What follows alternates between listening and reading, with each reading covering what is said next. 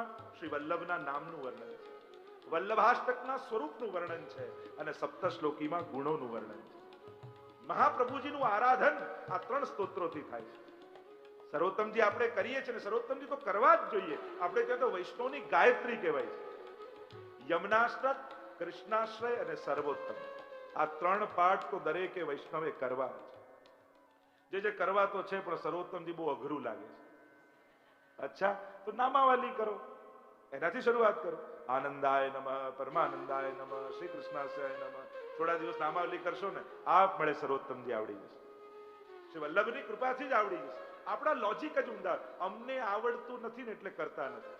કેટલું wrong logic. અરે આવડતું નથી એને વધારે વાર કરવું જેથી આવડી જાય. મૂકી દેવાથી તો આવડવાનું નથી. એને 4 વાર વધારે કરો તો જલ્દી આવડશે. પણ તમે મને સેવા આવડતી નથી ને એટલે કરતો નથી. આ તો એમ જ થયું, મને તરતા આવડશે ને તો જ પાણીને અડીશ. અરે પાણીમાં ઉતરીશ તો તરતા શીખીશ ને. કોઈ એમ કે ના મને પાક્કું તરતા પહેલા આવડી જાય પછી જ પાણીને ટચ કરીશ, એના પહેલા અડવું જ નથી, તો ક્યારે આવડવાનું જ નથી. જે નથી આવડતું એ આગ્રહથી વધારે વાર. મને શૃંગાર નથી ભાવતા, ઘરમાં કહી દો કે શૃંગાર તો હું જ કરીશ, આપ પણ આવડી જશે. તો પ્રભુ જ શીખવાડશે. આગ્રહ જ અનુગ્રહ કરાવે છે. આપણો આગ્રહ શિથિલ હશે તો અનુગ્રહ પ્રભુનો મોડો થશે. પણ આપણો ભગવાન મળતા કેમ નથી એનું એક જ કારણ, આપણને એમના વગર ચાલે છે એટલા માટે. જે દિવસે એના વગર નહીં ચાલે એ દિવસે પ્રગટ થઈ જશે. આપણે ચલાવી લઈએ છીએ એટલે ચાલે છે. શ્રી મહાપ્રભુજી કેવા, શ્રી વૃંદાવન ચંદ મુખ રુચિ અગ્નિ તે અવતાર. તો શ્રી વલ્લભનું સ્વરૂપ શું છે? વૃંદાવન ચંદ શ્રી ઠાકોરજી. બીજે બધે તો એક ચંદ્રમા હોય. અમારા ભગવદીઓને તો 2 ચંદ્રમા દેખાય. નૈનન મેં 2 ચંદા, બસો મેરે નૈનન મેં. અહીંયા પુષ્ટિ માર્ગમાં 2 ચંદ્રમા છે. શ્રી વૃંદાવન ચંદ્ર મુખ રુચિ અને અગ્નિ તે અવતાર. અને આ કઈ અગ્નિ, કઈ સુધા? તો કે સંયોગની સુધા અને વિપરયોગનો અગ્નિ. યુગલ શૃંગાર રસ દ્વિદલાત્મક છે. ચણાની 2 ફાંક હોય ને દ્વિદલ કહેવાય. એમ શૃંગાર રસ ને દ્વિદલાત્મક માનવામાં, સંયોગ અને વિપરયોગ.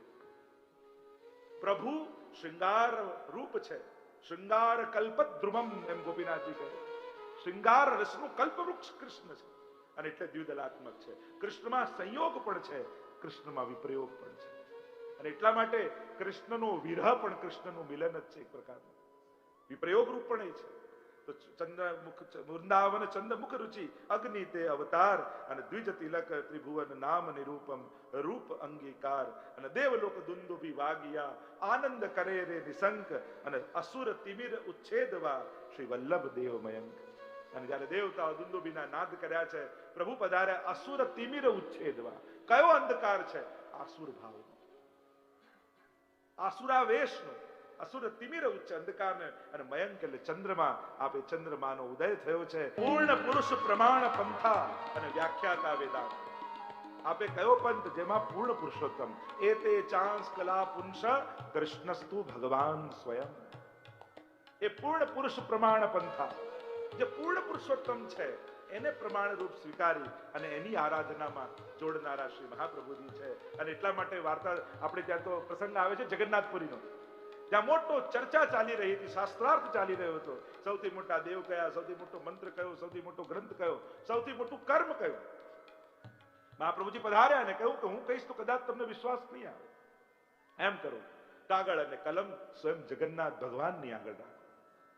જગન્નાથ ભગવાનની આગળ કાગળ અને કલમ રાખવામાં આવી. મંદિરના કપાટ બંધ કરવામાં આવ્યા અને બીજા દિવસે જ્યાં સવારે દ્વાર ખુલ્યો અને એમાં જગન્નાથ ભગવાને એક શ્લોક લખ્યો હતો. એકમ શાસ્ત્ર દેવકી પુત્ર ગીતમ એકમ દેવો દેવકી પુત્ર એવ મંત્રોપેકસ્તસ્ય નામાની યાની કર્માપ્યેકમ તસ્ય દેવસ્ય સેવા. કોઈ એક ગ્રંથ હોય તો ગીતાજી, કોઈ એક બ્રહ્મ હોય તો કૃષ્ણ છે. એનું નામ જ મંત્ર છે અને એની સેવાથી મોટો બીજો કોઈ કર્મ નથી. પૂર્ણ પુરુષ પ્રમાણ પંથા પ્રાકૃતા સકલા દેવા ગણિતાનંદકમ બૃહદ પૂર્ણાનંદો હરિસ્તસ્માત કૃષ્ણ એવ ગતિર્મમ. એ પૂર્ણાનંદને ભજવાનો આ પંથ પુરુષ પ્રમાણ પંથા વ્યાખ્યાતા વેદાંત. વેદાંતના વ્યાખ્યાતા શુદ્ધાદ્વૈત બ્રહ્મવાદ છે ને આપણે ત્યાં. મહાપ્રભુજી અણુભાષ્ય બ્રહ્મસૂત્ર પર લખ્યું છે. 4 પ્રમાણ ગ્રંથો ગણ્યા મહાપ્રભુજી. વેદાહ શ્રી કૃષ્ણ વાક્યાની, વ્યાસ સૂત્રાણી ચૈવહી, સમાધિ ભાષા વ્યાસસ્ય, પ્રમાણમ તચ્ચતુષ્ટયમ.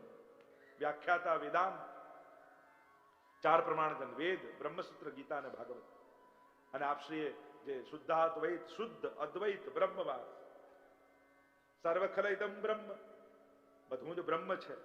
અદ્વૈત રૂપે જગત અને બ્રહ્મ જુદા નથી, નાશ અને સર્જન નથી.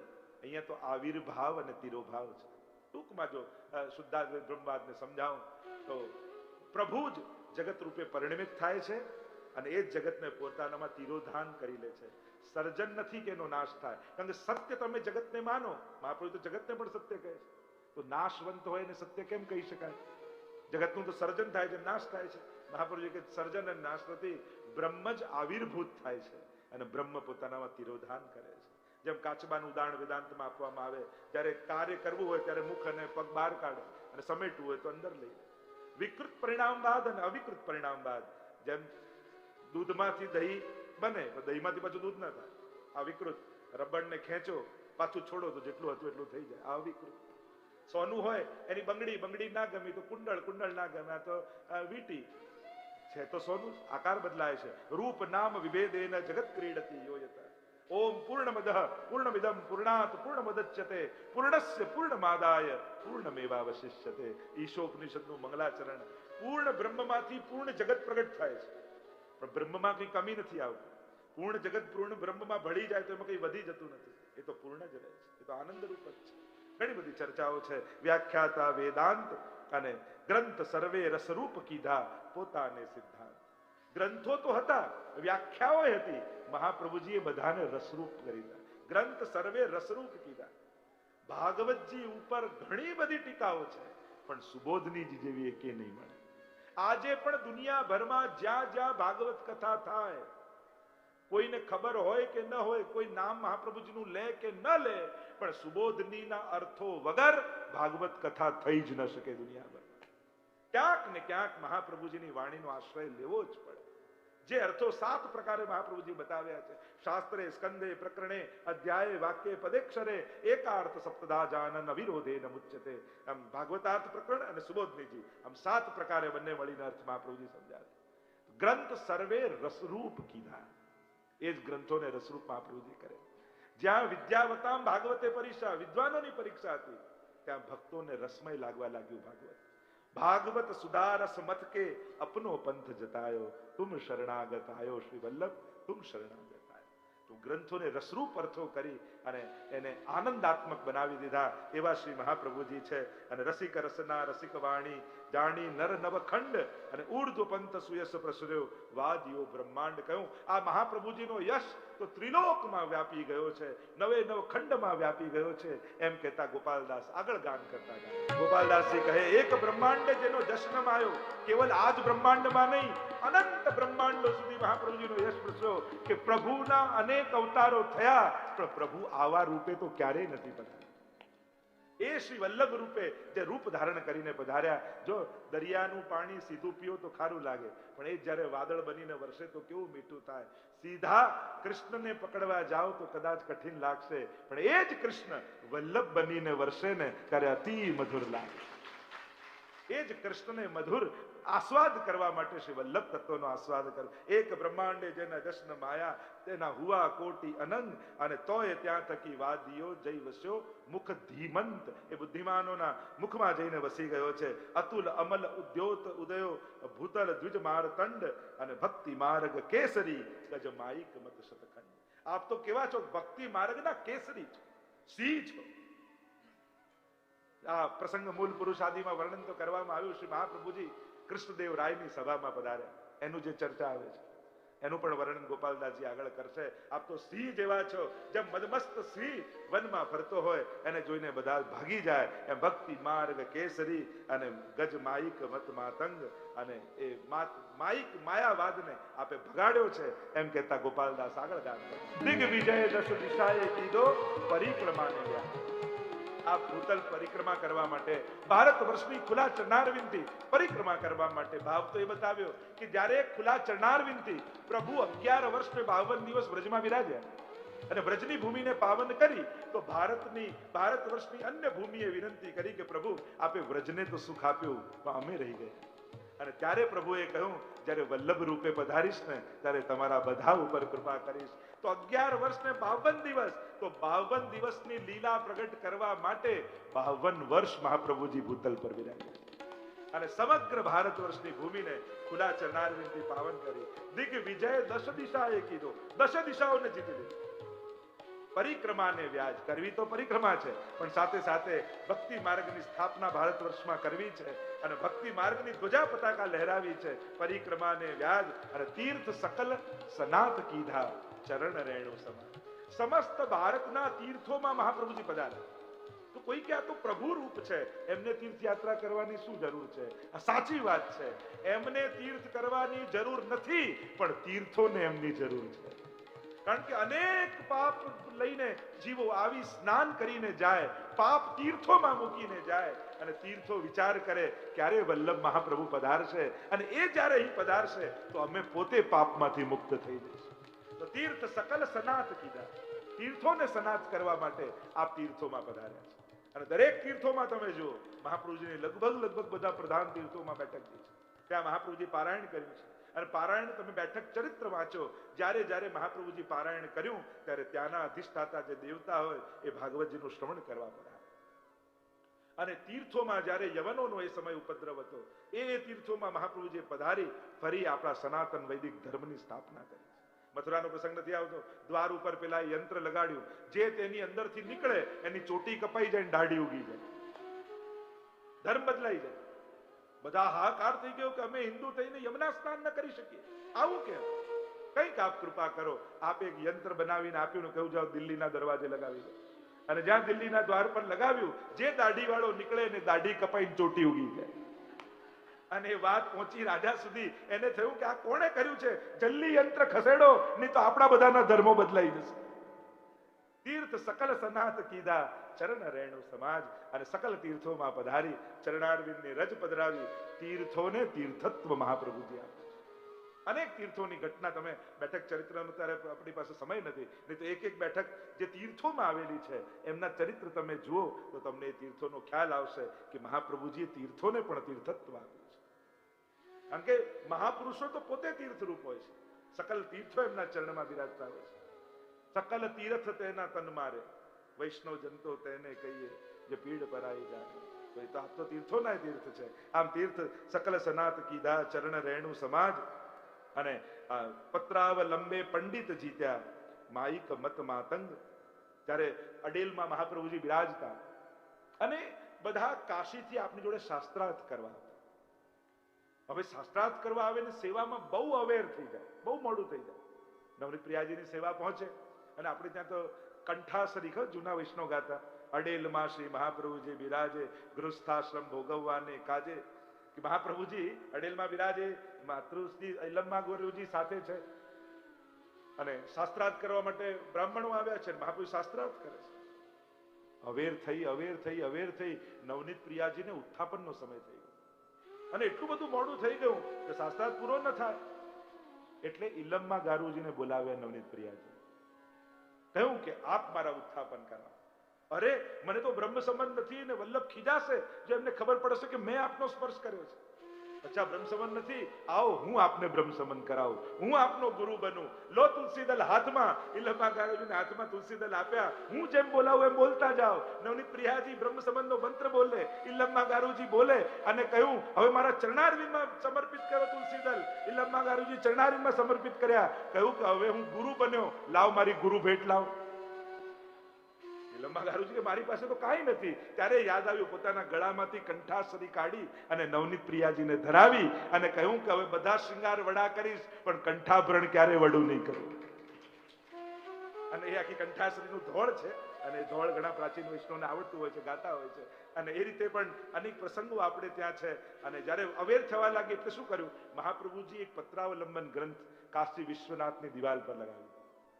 કહ્યું કે આ વાંચી લેજો અને પછી જો કોઈ શંકા હોય વિદ્વાનોને તો અમારી જોડે શાસ્ત્રાર્થ કરવા આવજો. અને પત્રાવલંબે પંડિત જીત્યા માઈક મત માતંગ. કેવલ એ વાંચીને જ બધા નિરુત્તર થઈ જતા અને હવે કોઈ શાસ્ત્રાર્થ કરવા નહીં જતા. ગુસાઈજીની વાર્તામાં આવે ને, વિશ્વદાસ છીપા વિદ્વાનો શાસ્ત્રાર્થ કરવા આવે ને, તો વિશ્વદાસ છીપા દ્વારપાલ, અને વિદ્વાન આવે તો એ પોતે શાસ્ત્ર કે પહેલા મને જીતો પછી મારા ગુરુ પાસે જજો. અને એ દ્વારપાલ જ એમને હરાવી દે, અને બધાને એમ થાય કે જેનો દ્વારપાલ આટલો વિદ્વાન છે એના ગુરુ કેવા હશે. તો અઠવાડિયું થયું, 10 દિવસ ગયા, 15 દિવસ ગયા, કોઈ વિદ્વાન આવ્યા નહીં. તો ગુસાઈજી વિશ્વદાસને બોલાવ્યા, વિશ્વદાસ અહીંયા આવો. કેમ કોઈ વિદ્વાન આવતા નથી? કેટલો સમય થયો કોઈ વિદ્વાનોને મળે? વિશ્વદાસ કે આવે છે તો ઘણા, પણ અંદર આવવાની હિંમત થતી નથી. કેમ? મારી જોડે જ શાસ્ત્રાર્થમાં હારી જાય તો પછી આપની પાસે ક્યાંથી આવે? ગુસાઈજી કે એવું નહીં કરું, અમે તો શાસ્ત્રાર્થ પણ એટલા માટે કરીએ છીએ કે અમે એમને દક્ષિણા આપી અને એમનું પોષણ કરી શકીએ. અમે ગો બ્રાહ્મણ પ્રતિપાલ છીએ, એમનું પોષણ કરવું એ અમારા જવાબદારીમાં છે. શાસ્ત્રાર્થના બનાય બહાને બ્રાહ્મણો આવે અને અમે બ્રાહ્મણોને દક્ષિણા આપીએ. તો એવા માઈક મત માતંગ, પત્રાવલંબે પંડિત જીત્યા માઈક મત માતંગ, અને શ્રી કૃષ્ણ પૂર્ણ બ્રહ્મ સ્થાપ્યા, જેના રૂપ કોટી અનંત.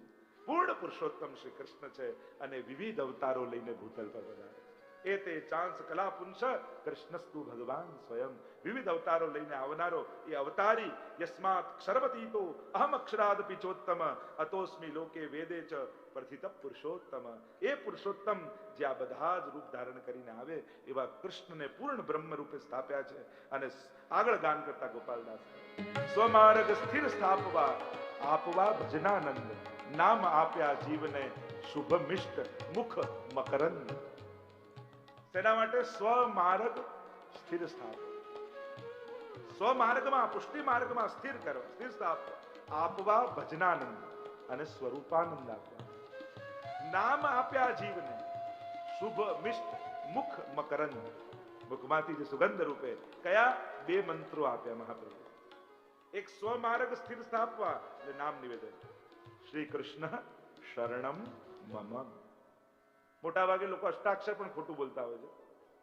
શ્રી કૃષ્ણ શરણમ, ઘણા મમ હોય, મમ ની પાછળ વિસર્ગ કરે, ઘણા મમ ને હલંત કરે, મમ, ઘણા મમા કરે. સીધો સાદો મંત્ર છે શ્રી કૃષ્ણ, કૃષ્ણની પાછળ વિસર્ગ, પછી શરણમ મ, ખાલી મ પૂરો અને બીજો મ પૂરો. મમ મે આવ્યવ નવ અસ્માકમ નઃ, ષષ્ઠી વિભક્તિ અસ્મક શબ્દ, મારું. એટલે કમથી કમ અષ્ટાક્ષર તો શુદ્ધ આપણે બધાએ બોલવું જોઈએ. શ્રી કૃષ્ણ શરણમ મમ. તો નામ આપ્યા જીવને શુભમિષ્ટ મુખ, તો અષ્ટાક્ષર, અને એના ઉપર ગુસાઈજીની કેવી સુંદર ટીકા છે. શ્રી સૌભાગ્યમ સંપ્રાપ્તિ ધનવાન રાજવલ્લભમ કૃષોષેત. એક એક અક્ષર કયું કયું ફલ આપે છે, અને એટલા માટે આપણે ત્યાં અષ્ટાક્ષરને મહામંત્ર કહે છે. સ્વમાર્ગ સ્થિર સ્થાપવા શરણાગતિ, અને આપવા ભજનાનંદ સ્વરૂપાનંદ, સેવાનો આનંદ આપવા માટે પંચાક્ષર મંત્ર આપે. જે અપ્રસ્માત ઠાકોરજી આગળ બોલતા હોય, હે કૃષ્ણ તારો છું, તારો દાસ છું, એ ના આવે. ખાલી કૃષ્ણ તારો છું, જે 5 અક્ષર છેલ્લા, એને જ પંચાક્ષર કહેવાય. ભોગમાં તુલસીજી પધરાવીએ ને ત્યારે પંચાક્ષર બોલે. ચરણારવિંદમાં પધરાઈએ ત્યારે ગદ્ય મંત્ર, બ્રહ્મસુમન મંત્ર. ગદ્ય એટલે લિટરેચર, પદ્ય એટલે પોએટ્રી. એટલે સ્ટાર્ટિંગ જે બોલીએ ને, ભગવાન કૃષ્ણ તે વિખુટા પડે, એ ગદ્ય કહેવાય, અને એમાં છેલ્લા 5 અક્ષર એ પંચાક્ષર કહેવાય. તો એ નામ આપ્યા જીવને શુભમિષ્ટ મુક્તા. બંને એટલે 7 પ્રકારની ભક્તિ અષ્ટાક્ષરથી સિદ્ધ થાય, અને 2 પ્રકારની ભક્તિ પંચાક્ષરથી સિદ્ધ થાય. આમ નવધા ભક્તિ આ બંને મંત્રોથી સિદ્ધ થાય છે. સ્વમાર્ગ સ્થિર સ્થાપવા આપવા ભજનાનંદ, નામ આપ્યા જીવને શુભમિષ્ટ મુખ મકરંદ. અને આપના મુખારવિંદથી જ્યારે આ મંત્રોને શ્રવણ કર્યા ત્યારે જીવને અધિકાર પ્રાપ્ત થયો, એમ કહી અને ગોપાલદાસ આગળ કહે છે કે શ્રી કેવા છે, અનેક જીવને કૃપા કરવા દેશાંતર પ્રવેશ, અને કોમલ પદ જ્યાં કમલ વિલસે ધન્ય કહું તે. કેમ પ્રદેશ કરવા પધારે છે? અનેક જીવ પર કૃપા કરવા. આ પુષ્ટિ માર્ગ છે. અહીંયા પ્રભુ કે મહાપ્રભુ રાહ નથી જોતા, અધિકારી હશે તો આવશે અમારી પાસે. ના ના, એ જીવને ભાન નથી, હું જીવ સુધી જઈશ. એક નાનકડો ગરીબમાં ગરીબ વ્યક્તિ દૈવી હોય તો એના ઝૂંપડા સુધી મહાપ્રભુજી પધાર્યા છે. અનેક જીવ પર કૃપા કરવા દેશાંતર પ્રવેશ. અનેક દેશોમાં, અનેક પ્રદેશોમાં મહાપ્રભુજી કૃપા કરી, અને અનેક જીવ પર કૃપા કરવા દેશાંતર પ્રવેશ. કોમલ પદ જ્યાં કમલ વિલસે ધન્ય કહું તે દેશ. ગોપાલદાસજી કહે એ ભૂમિ ધન્ય છે જ્યાં મહાપ્રભુજીના ચરણારવિંદનો સ્પર્શ થયો છે. અને ક્યાં ક્યાં મહાપ્રભુજી પધાર્યા એનું વર્ણન કરતા ગોપાલદાસ ગામ અંગ બંગ કલિંગ કૈકટ મગધ મારુ સુર સિંધ તે તામસના અગર્યા. બંગાળ, આસામ, સૌરાષ્ટ્ર, મારવાડ કેટલા પ્રદેશોનું વર્ણન કર્યું છે. અંગ બંગ કલિંગ કૈકટ મગધ મારુ સુર સિંધ અને તે તામસના અગર્યા પરતાપ પદરજ ગંધ. આપ તો દૈવી જીવો પર કૃપા કરવા માટે પધાર્યા. વર્ણન એવું આવે છે કે બંગાળમાંથી વનમાંથી થઈને મહાપ્રભુજી પધારતા હતા. ઘનઘોર વન હતું. આપના ચરણારવિંદને આપે એક શિલા ઉપર ઘસ્યા અને તે તામસના અઘર્યા પરતાપ પદરજ ગંધ. અને એ ચરણારવિંદમાંથી એવી સુગંધ નીકળી આખા વનમાં વ્યાપી ગઈ અને જે તામસ જીવો હતા એ ગંધ માત્રથી એમનો ઉદ્ધાર કરી ગયો. એવો પ્રબળ પ્રતાપ. વિચાર કરો, જેની ગંધમાં આટલી તાકાત હોય એના સ્પર્શમાં કેવી તાકાત હશે. ચરણારવિંદ, ચરણ સ્પર્શ, ચરણોદક, ચરણ રજ અને ચરણ ગંધ, આ ચાર રીતે કૃપા થાય. જેમ આપણે સ્પર્શ કરીએ છીએ ચરણોનો, ચરણોદક કેસર સ્નાન કરાવ્યું છે. જલ અચ્યુત દાસને મહાપ્રભુ ચરણારવિંદનું જલ આપ્યું, આંખે લગાડ્યું અને અલૌકિક લીલાના દર્શન થવા લાગ્યા. ગુસાઈજી ત્યાં જે શૃંગાર અને ભોગ ધરે એ અચ્યુત દાસને અહીંયા ખબર પડે. અને એટલા માટે ગુસાઈજીનો ક્રમ હતો, શ્રીનાથજી બાબાની સેવા કર્યા પછી અચ્યુત દાસને મળવા. અચ્યુત દાસ કે આપ અહીંયા મને કેમ પધારો? તમારી આંખોમાં મને મહાપ્રભુજીના દર્શન થાય છે. ચરણોદકનો એવો પ્રબલ પ્રતાપ. અને એટલા માટે કેસર સ્નાનનું જલ પણ હોય ને એ પણ સાધારણ. ચરણ રજ, આપણે ત્યાં ચરણ રજનો પ્રકાર છે, ચરણામૃતનો પ્રકાર છે. તો અને એ રીતે ચરણ ગંધ, તમે જ્યારે બેઠકજીમાં જઈને અત્તર લઈ અને મહાપ્રભુજીને શ્રીઅંગમાં સ્પર્શો છો, પછી અત્તરની ગંધ નથી, એ શ્રી વલ્લભના શ્રીઅંગની ગંધ બની જાય છે.